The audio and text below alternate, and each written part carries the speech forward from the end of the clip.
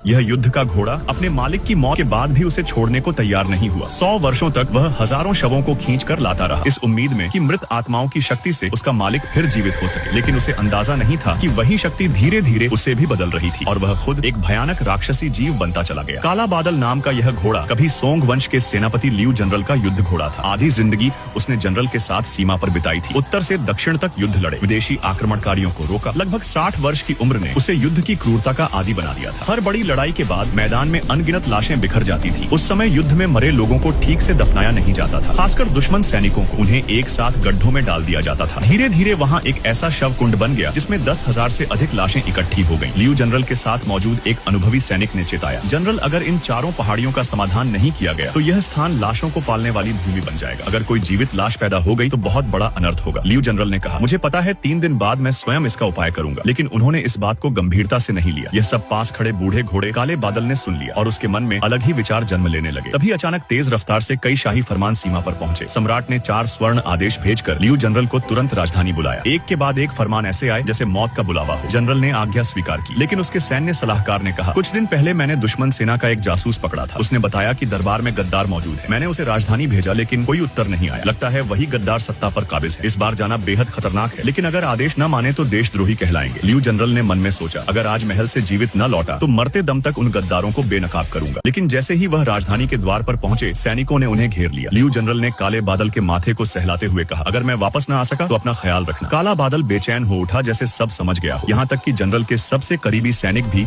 आगे नहीं बढ़ पाए। उन्हें पकड़ने वाला वही दरबार का सबसे बड़ा गद्दार था। लियू जनरल ने उसे देशद्रोही कहकर ललकारा, लेकिन गद्दार ने हंसते हुए कहा, क्या तुम्हें लगता है सम्राट सच में तुमसे मिलना चाहता है? तुम पर विद्रोह का आरोप है और गुप्त आदेश से तुम्हें मार दिया जाएगा। जीवन भर देश की सेवा करने वाला योद्धा यह सुनकर टूट गया। जल्द ही उसके मृत्युदंड की खबर फैल गई। उसके साथी चाहकर भी कुछ न कर सके। यह सब काला बादल सुन चुका था। वह जोर से हिनहिनाया, रस्सी तोड़कर उछला और ऊंची दीवार को मानो पंख लगाकर पार कर गया। उधर शहर के बाहर लियू जनरल के सिर और चारों अंगों को रस्सियों से बांधकर 5 घोड़ों से जोड़ा गया। आदेश मिलते ही उन्हें दौड़ना था, लेकिन चाहे जितना मारा गया वे घोड़े आगे नहीं बढ़े। तभी पश्चिम दिशा से गगनभेदी घोड़े की आवाज गूंजी। एक काली परछाई तूफान की तरह भीड़ में घुस गई। सैनिक हवा में उछलते चले गए। तीरों की बारिश शुरू हो गई। काला बादल जनरल के सामने खड़ा हो गया और सारे तीर अपने शरीर पर झेल लिए। लियू जनरल मरना चाहता था, लेकिन अपने वर्षों पुराने साथी को खून में डूबा देख वह रुक गया। वह घोड़े पर चढ़ा और सैनिकों की कतारें चीरता हुआ भागने लगा, लेकिन चारों ओर दुश्मन थे। काला बादल कई बार गंभीर रूप से घायल हुआ। उसका गला तक छलनी होने वाला था। गद्दार यह सब देख क्रोध से पागल हो गया। तभी काले बादल को समझ आ गया कि असली दुश्मन कौन है। वह सीधा उसी की ओर दौड़ा। लियू जनरल ने रस्सी फेंककर गद्दार की गर्दन में फंसा दी